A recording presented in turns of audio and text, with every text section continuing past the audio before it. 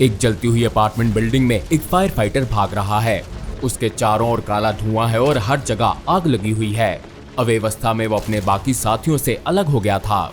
वो शायद पहले ही बिल्डिंग से बाहर निकल चुके हैं और परिस्थितियों के आधार पर उसे भी ऐसा ही करना चाहिए। लेकिन जैसे ही फायर फाइटर सीढ़ियों से नीचे जाने के लिए मुड़ता है, उसे कुछ सुनाई देता है।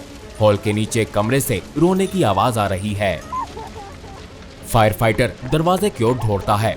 जरूर अंदर कोई है, वो उसकी आवाज सुन सकता है। मैं आ रहा हूँ, फायर फाइटर चिल्लाता है और जैसे ही वो दरवाजा खोलने की कोशिश करता है तो दरवाजा नहीं खुलता। वो पीछे हटकर अपने शरीर की ताकत से बार बार मारता है जब तक दरवाजा खुल नहीं जाता। दरवाजा खुलते साथ ही एक वेव ऑफ हीट और धुआं फायर फाइटर के आगे आता है, लेकिन वो देख सकता है कि कौन मदद के लिए चिल्ला रहा था। कमरे की दूसरी ओर बिस्तर के नीचे एक लड़की रो रही है। फायर फाइटर उसकी ओर एक कदम बढ़ाता है और उसके नीचे फर्श टूटने लगता है। वो पीछे हट जाता है, जिसका वजन नहीं उठा सकेगा। लड़की को ही उसकी ओर रेंग कर आना होगा, एक यही आखिरी रास्ता है। वो लड़की को अपनी ओर आने का कहता है क्योंकि चारों ओर मलबा गिर रहा है। वो छोटी लड़की धीरे धीरे उसकी ओर रेंगना शुरू करती है। वो उसके पास आने ही वाली होती है कि अचानक एक क्रैक की आवाज आती है और फायर फाइटर केवल उस लड़की को टूटे हुए फर्श से नीचे गिरता देखता है। लेकिन अचानक वो वहीं रुक जाती है। फायर फाइटर को विश्वास नहीं होता है कि उसकी शर्ट एक टूटे हुए पाइप में फंस गई है और वो हवा में लटकी हुई है।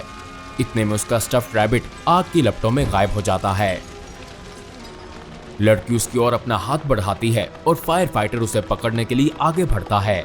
वो दोनों पूरी कोशिश करते हैं कि उनका हाथ एक दूसरे तक जा सके और जैसे ही उनके हाथों की उंगलियां एक दूसरे को छूती हैं, बाकी फर्श भी टूट जाता है और वो दोनों गिर जाते हैं। बाहर कई क्रू मेंबर्स आग पर काबू पाने की कोशिश कर रहे हैं, जो कि काफी जल्दी से नियंत्रण से बाहर हो रही है। उनमें से एक टीम चिल्लाती है और बाकी उस ओर भागना शुरू कर देते हैं क्योंकि बिल्डिंग का एक बड़ा हिस्सा गिर जाता है। क्या अभी कोई अंदर है? जॉन कहाँ है? फायर चीफ सबसे पूछता है कि किसी ने जॉन को देखा है, लेकिन कोई नहीं जानता कि वो कहाँ है। ठीक उसी समय बिल्डिंग की एंट्रेंस में से आग की लपटों से निकलती एक छाया दिखती है। ये जॉन है। वो जलती हुई बिल्डिंग से बाहर निकलता है। उसका सूट ऐसा दिखता है जैसे आग के कारण पूरा जल गया हो। वो किसी तरह जीवित है, लेकिन अकेला। जैसे ही दूसरे फायर फाइटर्स उसकी मदद के लिए दौड़ते हैं, वो ऐसा दिखता है जैसे अचंभे में हो। वो उससे पूछते हैं कि क्या हुआ है, क्या अभी भी कोई अंदर है जिसे मदद की जरूरत हो, लेकिन वो सिर्फ उन्हें स्टेयर करता है। कुछ हफ्तों बाद जॉन फायर हाउस में बैठा होता है। उसके फायर फाइटर साथियों को अभी भी विश्वास नहीं होता कि वो उस नरक से बाहर निकल आया था, जबकि आग ने चमत्कारिक रूप से उसे नहीं छुआ। लेकिन ऐसा दिखता है कि आग ने और अन्य तरीकों से अपनी छाप छोड़ी थी। वो एक बार फिर से उस टेबल पर है जिस पर बहुत सारे पेपर्स पड़े हैं। उसके क्रू का एक फायरमैन उसे फिर से अपने किसी प्रोजेक्ट पर काम करने के बारे में छेड़ना शुरू करता है। इस बार क्या करने लगे हो? क्या अपना मंथली बजट फिर से चेक कर रहे हो या फिर धोखाधड़ी के आरोपों के लिए क्रेडिट कार्ड स्टेटमेंट्स की जांच कर रहे हो? जॉन असल में अपने रिटायरमेंट प्लान पर काम कर रहा है। उस आग ने शायद उसको ये दिखाया कि जीवन अनिश्चित हो सकता है और साथ ही ये भी सिखाया कि अपने जीवन को व्यवस्थित करना भी महत्वपूर्ण है, ताकि जो समय भी आप इस धरती पर बिताएं वो अच्छा बिताया हुआ समय हो। फायरमैन जॉन की नई जिम्मेदारी पर हंस रहा होता है जब बेल बजना शुरू हो जाती है। मजाक का समय खत्म, ये सूट अप होकर काम पर जाने का समय है। फायर फाइटर्स एक और आग लगने वाली विशाल बिल्डिंग पर पहुंचते हैं। बिल्डिंग से बाहर आता एक आदमी खांसता हुआ बताता है कि अभी भी कुछ लोग अंदर हैं।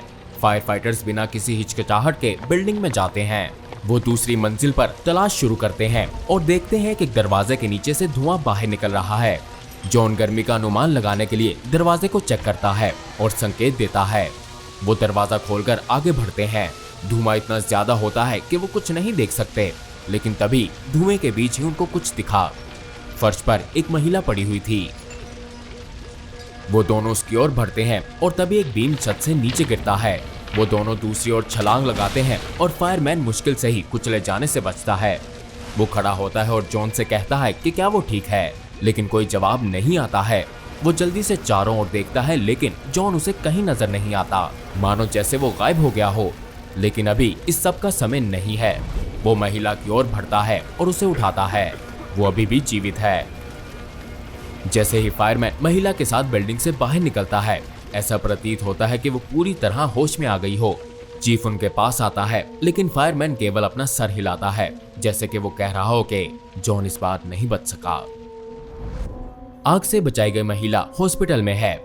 डॉक्टर को इस पर विश्वास नहीं होता है, लेकिन वो उसे बताता है कि वो ठीक है और उसके फेफड़ों के एक्सरेज भी कुछ गलत नहीं दिखाते हैं। ऐसा लगता है कि उसे उस बिल्डिंग से बाहर नहीं निकाला गया था जहां बहुत से नागरिक और फायर फाइटर्स की हत्या हुई थी।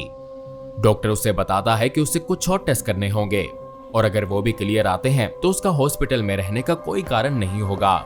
डॉक्टर वहां से जाते वक्त रुकता है और मुड़कर उसे कहता है कि आपसे मिलने कुछ विजिटर्स आए हैं। महिला कंफ्यूज दिखती है। जैसे ही डॉक्टर कमरे से बाहर निकलता है, कुछ लोग डार्क ब्लैक सूट्स पहने अंदर आते हैं। वो FBI या CIA एजेंट्स दिखते हैं, पर उन पर कोई बैज नहीं होता। गुड आफ्टरनून मैम, हम SCP फाउंडेशन से आए हैं, हम आपको ही ढूंढ रहे थे। जैसे ही फाउंडेशन एजेंट्स ने इस महिला को हिरासत में लिया, रिसर्चर्स ने उसके लिए कंटेनमेंट सेल बनाना शुरू कर दिया था। एक बार जब वो इसमें पहुंच जाएगी तो उसका एक नया नाम होगा, SCP-069। ये अनोमली एक ह्यूमनॉइड एंटिटी है। हालांकि इसकी एग्जैक्ट अपीयरेंस इसके विचित्र क्षमता के कारण नाटकीय रूप से भिन्न हो सकती है। जब भी SCP-069 को हाल ही में मृत व्यक्ति के शरीर के पास छोड़ दिया जाता है, तो SCP-069 उसकी एग्जैक्ट अपीयरेंस प्राप्त कर लेगा।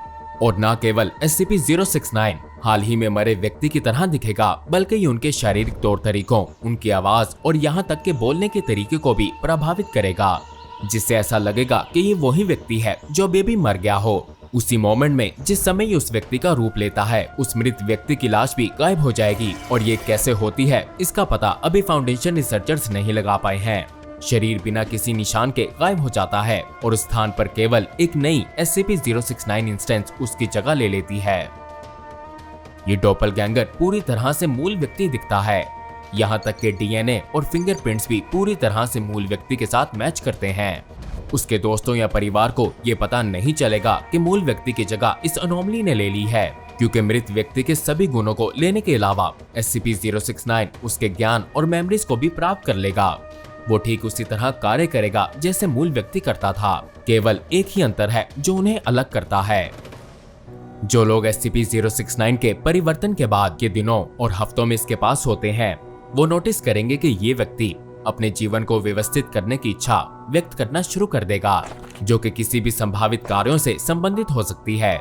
इसमें उनके जीवन के बाकी ऑब्लिगेशंस को पूरा करना शामिल हो सकता है, जैसे कि किसी पुरानी फेवर को पे बैक करना, या फिर फाइनेंशियल काम जैसे कर्जों को रिजॉल्व करना, और कोई लॉन्ग टर्म लाइफ प्लान बनाना जैसे अपना रिटायरमेंट अकाउंट खोलना और अपनी अंतिम इच्छा का टेस्टामेंट देना।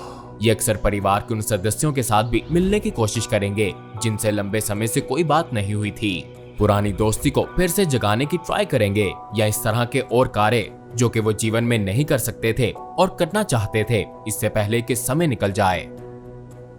ऐसा लगता है कि SCP-069 अपने पिछले रूपों का कोई ज्ञान नहीं रखता है और ये किसी भी व्यक्ति की मेमोरीज या उसकी एबिलिटीज को किसी दूसरी इंस्टेंस में नहीं कैरी करता है। जब एक पहचानी गई SCP-069 एंटिटी से पूछा जाता है कि वो इस व्यवहार में क्यों है, तो ये दावा करता है कि इसका कोई उल्टा मकसद नहीं है, वो बस अपने जीवन को बेहतर बनाना चाहता है, क्योंकि कभी भी आपको कोई इंजरी हो सकती है या फिर मृत्यु। 069 एक सामान्य मनुष्य की तरह ही दर्द, चोट और मृत्यु का अनुभव करता है, लेकिन ये सिमिलैरिटीज ठीक उसी समय समाप्त हो जाती हैं जिस समय ये मर जाता है। जब SCP-069 मर जाता है, तब इसका शरीर तेजी से सड़ जाता है। फाउंडेशन ने इसके शरीर को प्रिजर्व करने और इतनी तेजी से सड़ने से रोकने के लिए बहुत से प्रयास किए हैं, लेकिन विफल रही। मरने के बाद SCP-069 फिर सबसे हाल ही में हुए मानव मृत्यु के स्थल पर फिर से प्रकट होगा, भले ही इसकी प्रॉक्सिमिटी 069 की मृत्यु के स्थान पर हो या नहीं। इस क्षमता के लिए किसी भी दूरी की सीमा प्रतीत नहीं होती है, और फाउंडेशन ने अब तक सबसे बड़ी सीमा जो दर्ज की है वो स्थान से 675 किलोमीटर दूर थी जहां उसका पिछला रूप मरा था। यह अनोमली पहली बार SCP फाउंडेशन के रडार पर तब आई थी जब फील्ड एजेंट्स को एक फायर फाइटर के बारे में पता चला जो चमत्कारिक रूप से एक डेडली बिल्डिंग फायर से बच गया था, जिसने बाद में 2 और फायर फाइटर और 11 नागरिकों के जीवन का दावा किया। फायर फाइटर बिल्डिंग से बाहर निकल आया था, जबकि उसका सूट इतना ज्यादा डैमेज हो गया था कि इसको पहनने वाला कभी भी जीवित रहने में सक्षम नहीं हो पाता।